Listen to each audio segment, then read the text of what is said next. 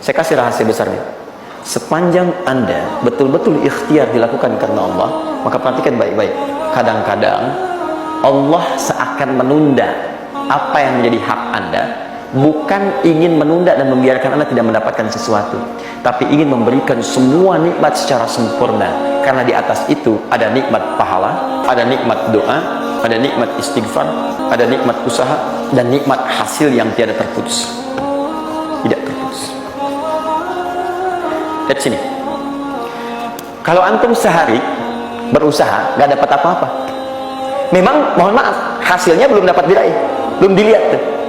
Tapi bukankah pada saat itu doa antum akan bertambah? Bukankah malamnya salatnya nambah? Tahajud? Bukankah di situ kadang-kadang kita istighfar, ya Allah? Teman-teman, bukankah istighfar menggugurkan dosa?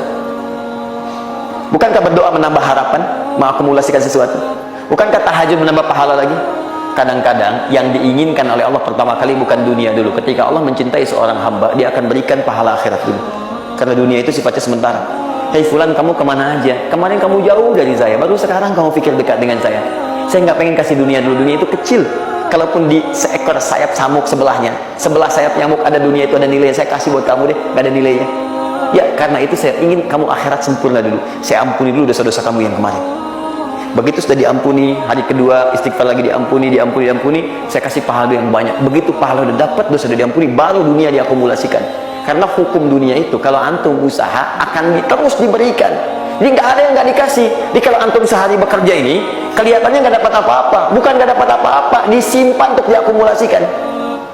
Nanti dosa antum tuh udah hilang, amalan udah banyak, antum dapat banyak. Kadang-kadang nggak sadar kalau saat dapat banyak itu sebetulnya itu hasil usaha antum sebelumnya.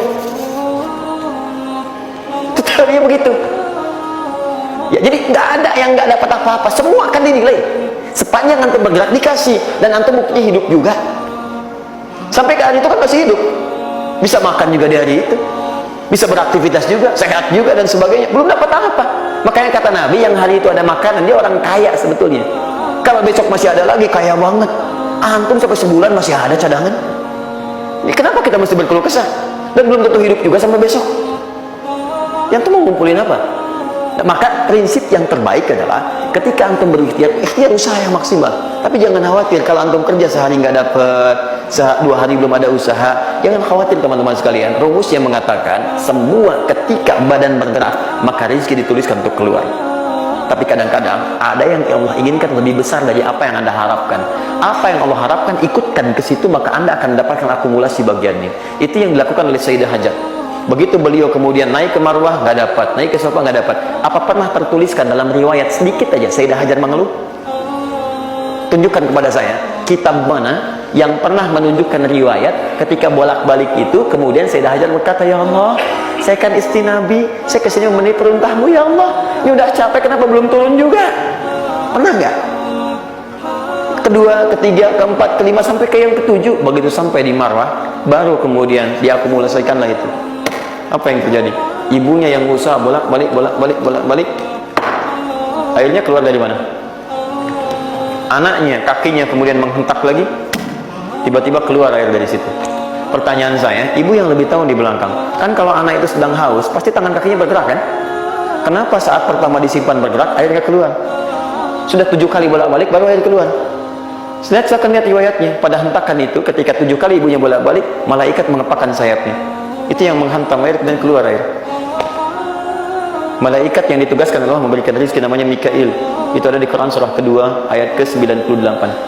Ya, man kana aduwwan lillahi wa malaikati wa rusuli wa jibril wa mikail. Mikail. Di antara tugas Mikail oleh Allah ditugaskan untuk memberikan rezeki. Yang paling menarik, perhatikan baik-baik. Begitu airnya keluar, ibunya sedang di Marwah, sedang berdoa nih. Makanya kalau sa'i di sofa ngadep ke kiblat berdoa dulu, ke Marwah ngadep ke kiblat berdoa dulu. Begitu sedang berdoa nyampe ke Marwah yang ketujuh, anaknya lebih kencang menangisnya. Ibunya mendengar suara nggak biasa, dikejar ke sini. Begitu kejar ada air. Apa kata ibunya? Lihat kalimatnya. Zam, zam, zam, zam. Ibunya tidak mengatakan ijma, tapi zam, zam, zam, zam. Zam itu artinya kumpul jangan berhenti, kumpul jangan berhenti, kumpul jangan berhenti. Sampai sekarang air itu tidak pernah berhenti. Perhatikan bagaimana akumulasi pekerjaan seorang ibu yang sangat serius menghasilkan rezeki bukan hanya untuk dirinya, untuk anaknya, cucunya, cicitnya, dan berganti generasi sampai kita sekarang. Maka boleh jadi kita berusaha bekerja, sehari belum dapat, 2 hari dagang belum dapat, tenang. Begitu antum 3 hari, tiba-tiba dagangan diborong habis. Itu sebetulnya usaha antum yang sebelumnya, tapi antum dapat bonus ampunan dosa, pahala, macam-macam. Maka jangan mengeluh, dan jangan pernah antum sekali-kali, awas ya, awas, mengeluarkan kata-kata yang seakan-akan Allah menghentikan rezeki antum. Maka disitulah kesulitan paling sulit akan antum awali. Ya Allah, apa engkau nggak sayang dengan saya? Saya perlu usaha apa lagi? Kenapa belum diberikan juga? Dan sebagainya. Itu kadang-kadang membuat seseorang kalau sudah kehilangan arah seperti itu sampai meninggalkan agamanya, itu yang paling fatal. Paham ya?